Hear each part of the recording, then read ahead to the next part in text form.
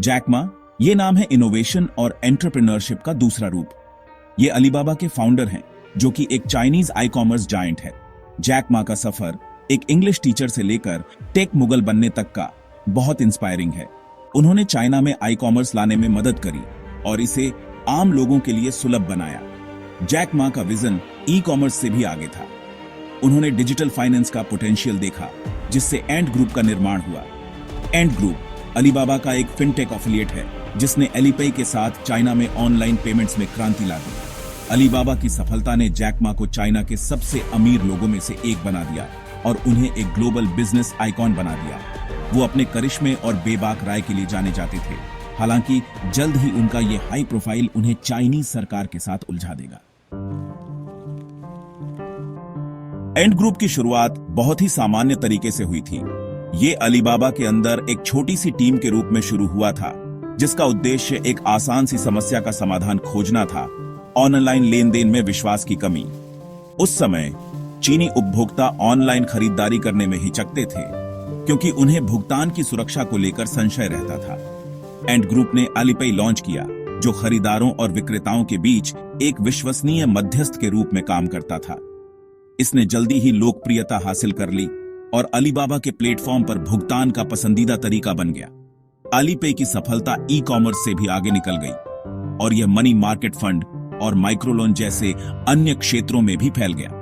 Ant group का तेजी से विकास उल्लेखनीय था और यह लाखों उपयोगकर्ताओं और वित्तीय सेवाओं के एक विशाल पारिस्थितिकी तंत्र के साथ एक फिनटेक दिग्गज बन गया। इसने दुनिया भर के निवेशकों का ध्यान आकर्षित किया, जिन्होंने इस अभिनव कंपनी की क्षमता को पहचाना। 2020 तक एंट ग्रुप एक रिकॉर्ड तोड़ आईपीओ आरंभिक सार्वजनिक पेशकश की तैयारी कर रहा था, जो इतिहास का सबसे बड़ा आईपीओ होने वाला था। अक्टूबर 2020 में जैक मा ने शंघाई में एक फाइनेंशियल फोरम में एक भाषण दिया। उनके शब्दों के दूरगामी परिणाम होने वाले थे। जैक मा ने चीन के वित्तीय नियामकों की आलोचना की और उन्हें पुराने जमाने का बताया और कहा कि वो इनोवेशन को रोक रहे हैं। उन्होंने तर्क दिया कि चीन की वित्तीय प्रणाली पुरानी हो चुकी है और यह गवर्नमेंटी बैंकों का पक्ष लेती है और टेक कंपनियों के विकास में बाधा डालती है। उनकी टिप्पणियों को चीनी सरकार के लिए एक सीधी चुनौती के रूप में देखा गया, जो टेक क्षेत्र पर अपनी पकड़ मजबूत कर रही थी। जैक मा के भाषण ने चीन के बिजनेस समुदाय में हलचल मचा दी। उनकी बोल्डनेस देखकर बहुत लोग हैरान रह गए। कुछ ने उनके साहस की प्रशंसा की, जबकि कुछ अन्य को इसके परिणामों का डर था। इस भाषण ने चीनी सरकार के साथ जैक मा के रिश्ते में एक महत्वपूर्ण मोड़ ला दिया और कई ऐसी घटनाओं का मार्ग प्रशस्त किया, जिन्होंने चीन के टेक परिदृश्य को नया रूप दिया। जैक मा के विवादास्पद भाषण के कुछ ही दिनों बाद एंट ग्रुप का बहुप्रतीक्षित आईपीओ अचानक स्थगित कर दिया गया। चीनी सरकार ने इसे रोक दिया और उन निवेशकों को झटका लगा, जिन्हें उम्मीद थी कि आईपीओ सफल होगा। इस कदम ने बड़ी टेक कंपनियों के प्रति सरकार के नजरिए में बदलाव का संकेत दिया। स्थगित करने का आधिकारिक कारण नियामक चिंताएं बताई गईं और सरकार ने वित्तीय स्थिरता सुनिश्चित करने की आवश्यकता का हवाला दिया। हालांकि कई लोगों का मानना था कि यह जैक मा की आलोचना की सीधी प्रतिक्रिया थी। यह निलंबन एंट ग्रुप के लिए एक बड़ा झटका था, जिसने कंपनी के भविष्य पर एक सवालिया निशान लगा दिया। इस निलंबन का असर पूरे चीन के टेक उद्योग पर पड़ा और इससे एक स्पष्ट संदेश गया। सरकार टेक जायंटों की शक्ति पर लगाम लगाने के लिए दृढ़ थी। इसने ज्यादा जांच पड़ताल और नियमन के दौर की शुरुआत की। Section 5 the crackdown on Alibaba. Ant group के आईपीओ का निलंबन तो बस शुरुआत थी। चीनी सरकार ने अलीबाबा पर व्यापक कार्रवाई शुरू कर दी। नियामकों ने कंपनी के खिलाफ एकाधिकार जांच शुरू की। उन्होंने अलीबाबा पर अपनी बाजार में अपनी ताकत का गलत फायदा उठाने का आरोप लगाया। उन्होंने कहा कि अलीबाबा प्रतिस्पर्धा को कुचल रहा है। अप्रैल 2021 में अलीबाबा पर एकाधिकार कानूनों का उल्लंघन करने के लिए रिकॉर्ड $2.8 बिलियन का जुर्माना लगाया गया था। यह जुर्माना एक स्पष्ट संकेत था कि सरकार टेक कंपनियों की शक्ति को कम करने के बारे में गंभीर थी। यह कार्रवाई अलीबाबा से भी आगे निकल गई। टेंसेंट और डीडी जैसे अन्य टेक जायंटों को भी ज्यादा जांच पड़ताल का सामना करना पड़ा।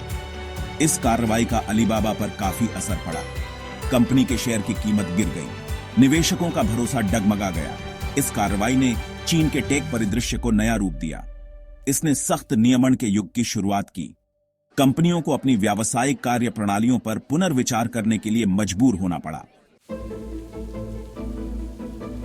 Section 6 common prosperity reshaping China's economic landscape. Alibaba और अन्य टेक जायंटों पर कार्रवाई चीन में एक व्यापक नीतिगत बदलाव का हिस्सा थी।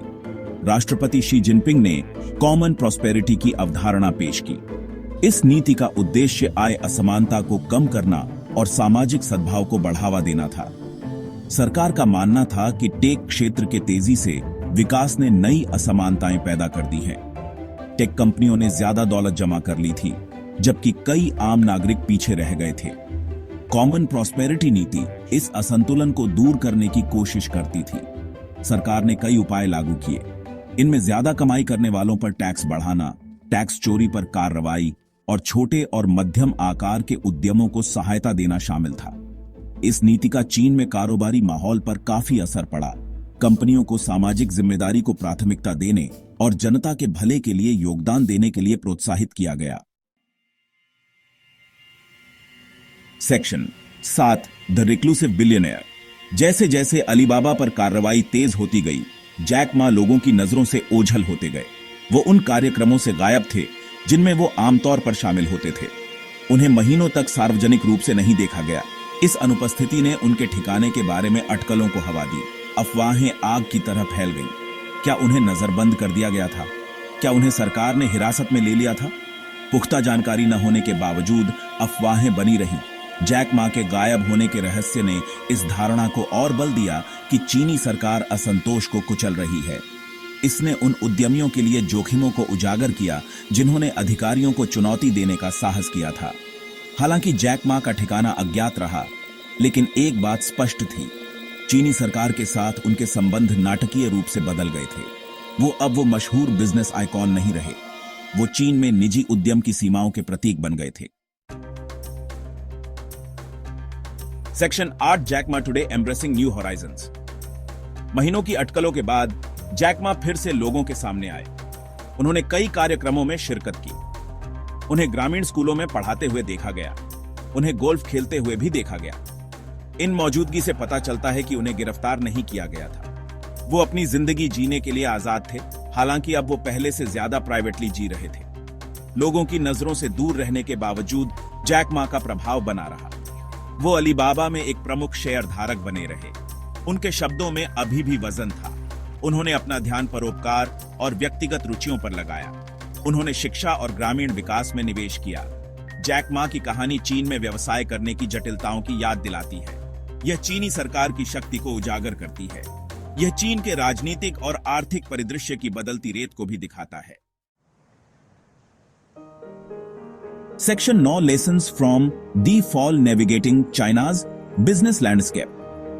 एक मशहूर उद्यमी से एकांत प्रिय अरबपति बनने तक का जैक मा का सफर मूल्यवान सबक देता है।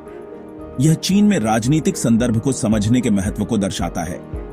यह सरकार को चुनौती देने के जोखिमों को भी रेखांकित करता है। जैक मा की कहानी एक शिक्षाप्रद कहानी है। यह हमें याद दिलाती है कि चीन में सफलता के लिए सिर्फ व्यापार कौशल से ज्यादा की जरूरत होती है। इसके लिए राजनीतिक और आर्थिक कारकों के एक जटिल जाल से गुजरना पड़ता है। चीनी सरकार ने यह स्पष्ट कर दिया है कि वह अपने अधिकार को चुनौती बिल्कुल बर्दाश्त नहीं करेगी। चुनौतियों के बावजूद चीन दुनिया भर के व्यवसायों के लिए एक आकर्षक बाजार बना हुआ है। हालांकि चीन में काम करने वाली कंपनियों को जोखिमों के बारे में पता होना चाहिए। उन्हें बदलते राजनीतिक और आर्थिक परिदृश्य के अनुकूल होने के लिए तैयार रहना चाहिए।